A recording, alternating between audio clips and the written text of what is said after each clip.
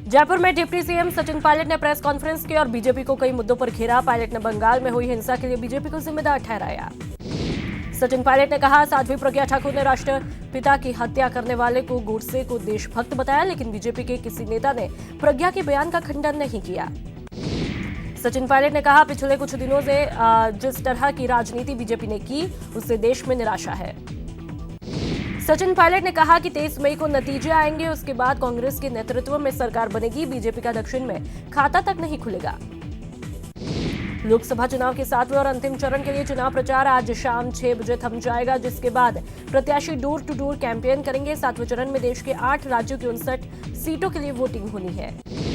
पश्चिम बंगाल में अंतिम चरण के चुनाव के लिए गुरुवार रात 10 बजे प्रचार थम गया। आखिरी चरण के लिए बीजेपी और टीएमसी ने पूरी ताकत झोंकी। पश्चिम बंगाल में हो रही हिंसा की वजह से चुनाव आयोग ने यहां प्रचार के लिए 1 दिन की कटौती की थी। आज पीएम मोदी मध्य प्रदेश के खरगोन में हुंकार भरेंगे। पीएम मोदी जिले में चुनावी सभा को संबोधित करेंगे और बीजेपी प्रत्याशी गजेंद्र पटेल के लिए समर्थन मांगेंगे। पीएम के दौरे को लेकर सुरक्षा के चाक चौबंद इंतजाम है। लोकसभा चुनाव के आखिरी चरण के प्रचार के बाद प्रधानमंत्री नरेंद्र मोदी 18 मई को 2 दिवसीय दौरे पर उत्तराखंड जाएंगे, जहां वो केदारनाथ और बद्रीनाथ के दर्शन करेंगे।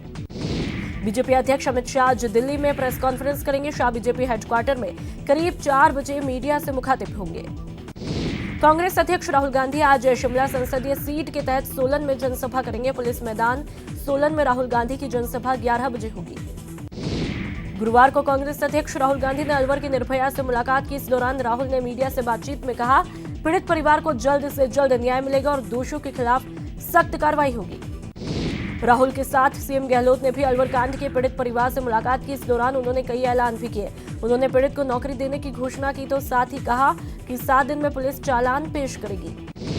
कांग्रेस अध्यक्ष राहुल गांधी के अलवर दौरे पर आरएलपी के राष्ट्रीय संयोजक हनुमान बेनीवाल ने निशाना साधा। उन्होंने कहा कि चुनाव में वोट हासिल करने के लिए राहुल गांधी को पीड़ित परिवार की याद आई। अलवर के थाना गाजी में पीड़ित परिवार से मिलने जा रहे बीजेपी कार्यकर्ताओं को पुलिस ने चौकी पर ही रोक लिया, और जिस पर बीजेपी के जिला अध्यक्ष संजय नरूका ने कहा कि पुलिस कांग्रेस सरकार के दबाव में उन्हें थानागाजी नहीं जाने दे रही। राज्यसभा सांसद डॉक्टर किरोड़ी लाल मीणा ने भी राहुल गांधी पर निशाना साधा। उन्होंने कहा कि राहुल के दौरे से निराशा हाथ लगी है। राहुल को सीएम गहलोत से इस्तीफा मांगना चाहिए था। साथ ही उन्होंने पूछा कि मामले में राहुल गांधी ने सीबीआई जांच की बात क्यों नहीं की। गुरुवार को पश्चिम बंगाल में आखिरी चरण के प्रचार में पीएम मोदी ने हुंकार भरी। मथुरापुर रैली में प्रधानमंत्री नरेंद्र मोदी ने बंगाल की सीएम ममता बनर्जी पर हमला बोला। मोदी ने कहा कि हार की हताशा दीदी को इस तरह से डरा रही है कि वह सरेआम धमकियों पर उतर आई है। साथ ही पीएम मोदी ने कहा कि टीएमसी की हिंसा की वजह से लोकतंत्र बदनाम हुआ है। दीदी ने बंगाल को अपनी जागीर समझ लिया है। वहीं पीएम मोदी ने दमदम में भी रैली की, जहां उन्होंने ममता बनर्जी पर निशाना साधा। पीएम ने कहा कि बुआ भतीजा जितनी भी कोशिश कर ले, अब बंगाल को नुकसान करने वालों को कोई बचा नहीं पाएगा।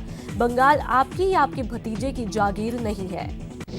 चुनाव प्रचार के आखिरी दिन ममता बनर्जी ने भी अपना दम दिखाया। उन्होंने पश्चिम बंगाल के जादवपुर में पदयात्रा की, जिसमें बड़ी संख्या में टीएमसी समर्थक जुटे। गिरिराज सिंह ने भी पश्चिम बंगाल के सीएम ममता बनर्जी पर निशाना साधा है। उन्होंने कहा कि देश का दुर्भाग्य है कि बंगाल के सीएम ममता बनर्जी है। उन्होंने ममता को रावण की भूमिका में बताया और आरोप लगाया कि वो लोकतंत्र के सारे पैरामीटर को ध्वस्त कर रही है। कोलकाता में अमित शाह की रैली में हिंसा को लेकर बीजेपी सांसद राकेश सिन्हा का बड़ा बयान सामने आया। उन्होंने दावा किया कि खुफिया रिपोर्ट थी कि ममता बनर्जी चुनाव से पहले बड़े पैमाने पर हिंसा कराने वाली थी। राकेश सिन्हा ने चुनाव आयोग के कदम को सही ठहराया है। भोपाल में बीजेपी कार्यकर्ताओं ने अनोखा प्रदर्शन किया। बीजेपी कार्यकर्ताओं ने ममता बनर्जी के विरोध में खून निकलवाया और ममता की तस्वीर पर खून के छींटे डालकर विरोध जताया। इन लोगों ने अपने खून से ही पीएम मोदी की तस्वीर बनाई। यूपी के मऊ की रैली में पीएम मोदी ने गठबंधन पर बड़ा हमला बोला। उन्होंने कहा कि बुआ बबुआ ने बंगले बनाकर खुद को गरीबों से दूर किया है। सपा बसपा ने सत्ता में आकर सिर्फ संपत्ति बनाई है। यूपी के गोरखपुर में बीजेपी अध्यक्ष अमित शाह ने रोड शो के जरिए शक्ति प्रदर्शन किया। शाह के रोड शो में सीएम योगी और रवि किशन भी मौजूद रहे। रोड शो में बड़ी संख्या में बीजेपी समर्थक जुटे। यूपी के मुख्यमंत्री योगी आदित्यनाथ आज धुआंधार प्रचार करेंगे। सीएम योगी सलेमपुर, बांसगांव और गोरखपुर में बीजेपी प्रत्याशियों के समर्थन में चुनावी सभाओं को संबोधित करेंगे। आज यूपी के मिर्जापुर और चंदौली में गठबंधन की संयुक्त रैलियां होंगी। रैली को मायावती, अखिलेश यादव और अजीत सिंह संबोधित करेंगे। बसपा सुप्रीमो मायावती ने वाराणसी में गठबंधन की रैली में पीएम मोदी पर जमकर हमला बोला। उन्होंने कहा कि पीएम ने केवल धन्ना सेठों को मालामाल किया, इस बार लोग चौकीदार के झांसे में नहीं आएंगे। अखिलेश यादव ने काशी को क्योटो बनाने के पीएम के वादे पर निशाना साधा। अखिलेश ने कहा, पीएम ने कहा था कि काशी को क्योटो बनाएंगे। आप लोग क्योटो की तस्वीर लेकर उसकी काशी से तुलना करें कि काशी कितनी क्योटो बनी। यूपी के कुशीनगर में कांग्रेस अध्यक्ष राहुल गांधी ने पीएम मोदी पर निशाना साधते हुए कहा कि पीएम ने किसानों और गरीबों के बजाय केवल देश के पूंजीपतियों की मदद की। साथ ही उन्होंने कहा कि पीएम ने लोगों से बस झूठे वादे किए। कांग्रेस अध्यक्ष राहुल गांधी ने पटना साहिब से कांग्रेस प्रत्याशी शत्रुघ्न सिन्हा के समर्थन में पटना में रोड शो किया।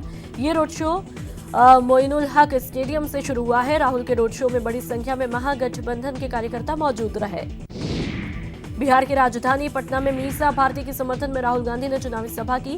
जनसभा को संबोधित करते हुए राहुल ने बिहार की नीतीश सरकार और केंद्र की मोदी सरकार पर जमकर हमला बोला। मीसा भारती के प्रचार के लिए पटना के विक्रम पहुंचे। राहुल गांधी की सभा में आरजेडी के तेज प्रताप यादव को बोलने नहीं दिया गया, जिसको लेकर तेज प्रताप ने नाराजगी जाहिर की। पटना साहिब लोकसभा क्षेत्र से कांग्रेस प्रत्याशी शत्रुघ्न सिन्हा ने अपने सैकड़ों समर्थकों के साथ पटना में रोड शो किया। शत्रुघ्न सिन्हा ने विकास का हवाला देते हुए आम मतदाता से महागठबंधन के पक्ष में मतदान करने की अपील की। शत्रुघ्न सिन्हा ने पटना सिटी के मूर्चा रोड में चुनावी जनसभा को संबोधित किया। इस मौके पर भी उन्होंने एक बार फिर पीएम नरेंद्र मोदी पर जमकर निशाना साधा। कांग्रेस प्रत्याशी मीरा कुमार ने बिहार के सासाराम में रोड शो किया। इस दौरान उन्होंने कहा कि उन्हें आम जनता का भरपूर सहयोग मिल रहा है। रोड शो सासाराम के गोरक्षणी से निकलकर पूरे नगर का भ्रमण करते हुए न्यू एरिया के कैलाश नगर में जाकर खत्म हुआ। बिहार के नालंदा जिले के बिहार शरीफ में एनडीए की तरफ से चुनावी सभा का आयोजन किया गया। इस दौरान मुख्यमंत्री नीतीश कुमार ने लालू परिवार पर जमकर हमला बोला।